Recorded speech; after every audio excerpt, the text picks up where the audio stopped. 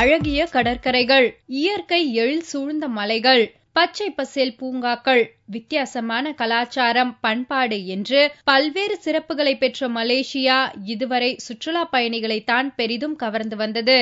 இப்போது கல்வியிலும் மற்ற நாடுகளுடன் போட்டியில் குதித்துள்ளது. இந்திய மாணவர்களை அதிகமாக கவர்வதற்காக சென்னையில் தொழில்நுட்ப படிப்புகள் அடங்கிய கல்வி கண்காட்சியை மலேசிய அரசுடன் இணைந்து IMTP நிறுவனம் நடத்துகிறது.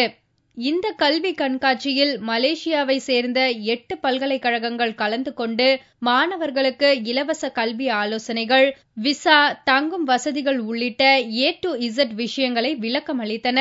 சென்னையில் இந்த மலேசியன் எஜுகேஷன் கண்காட்சி நடக்குது. இதில் 8 பல்கலைக்கழகங்கள் மலேசியாவிலேருந்து வந்திருக்காங்க. சிறந்த 7 பிரைவேட் பல்கலைக்கழகம், ஒரு பப்ளிக் யூனிவர்சிட்டி, அதாவது கவர்மெண்ட் யூனிவர்சிட்டி பார்ட்டிசிபேட் பண்ணுறாங்க. பல ப்ரோக்ராம்ஸ், அதாவது 10ஆம் வகுப்பு, 12ஆம் வகுப்பு மற்றும் பேச்சுலர்ஸ் டிகிரி முடித்த மாணவர்கள் டைரக்டாக ஃபவுண்டேஷன் இயர்ஸ், அதுக்கப்புறம் அண்டர் கிராஜுவேட் இன் engineering, under graduate information technology, management மற்றும் MBA, PhD இந்த மாதிரி பல ப்ரோக்ராம்ஸும் இன்னைக்கு ப்ரோக்ராம்ஸ் அட்மிஷன்ஸ் நடந்துட்டு இருக்கு. இதில் ப்ராசஸிங் ஃபீயோ இல்லைன்னா எந்த மாதிரி ஒரு ஃபீயும் கிடையாது. டைரக்டாக யூனிவர்சிட்டிஸ் கூட இன்னைக்கு பேசக்கூடிய வாய்ப்பு நிறைய இருக்கு. உயர்கல்வியை பொறுத்தவரை இந்தியாவை விட மலேசியாவில் கல்வி செலவு 15% அதிகம்தான்.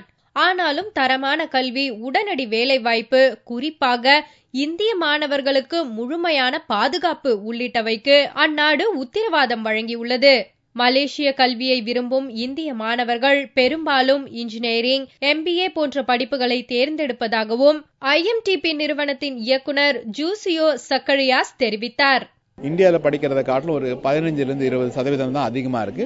அதே மாதிரி விசா எல்லாம் பெரிய பிரச்சனையே இல்லை. US, UK எல்லாம் நீங்க அப்ளை பண்ணணும்னா நிறைய ப்ராசஸஸ் இருக்கு, நிறைய டாக்குமெண்டேஷன் கொடுக்கணும். பல மாணவர்களுக்கும் பல பெற்றோர்களுக்கும் அந்த டாக்குமெண்டேஷன் கொடுக்க முடியாது. அதனால நிறைய மாணவர்கள் மலேசியாவுக்கு அப்ளை பண்றாங்க. அதே மாதிரி கல்ச்சர் ஷாக்ன்றது ஒன்று கிடையவே கிடையாது மலேசியாவில். ஏன்னா ஆல்மோஸ்ட் ஒரு 15 லட்சம் இந்தியன்ஸ் மலேசியாவில் இருக்கிறதுனால இந்தியன் ஃபுட், இந்தியன் கல்ச்சர் எல்லாருக்குமே தெரியும்.